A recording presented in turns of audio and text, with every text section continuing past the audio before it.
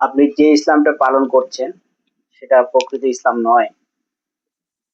আপনি যে ইসলামটা পালন করছেন সেটা শিরিক, সেটা তাওহীদের ভিত্তিতে নয়। কারণ আপনি কোরআনের আংশিক মানছেন, আংশিক মানছেন না। কোরআন থেকে আংশিক নিয়ে আর অন্যান্য ব্রিটিশ বিধান থেকে আংশিক নিয়ে আপনি আপনার সার্বিক জীবন পরিচালনা করছেন।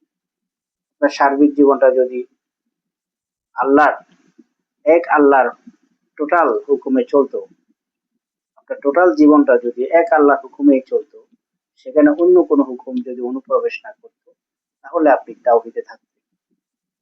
কিন্তু আপনার জীবনে আল্লাহর হুকুমের পাশাপাশি অন্যান্য হুকুমদাতার হুকুম অনুপ্রবেশ করেছে, যেমন ব্রিটিশের হুকুম অনুপ্রবেশ করেছে, গণতন্ত্র অনুপ্রবেশ করেছে, আরো বিভিন্ন বিধান অনুপ্রবেশ করেছে। সুতরাং আপনি শিরকে আপনি জর্জরিত হয়ে আছেন।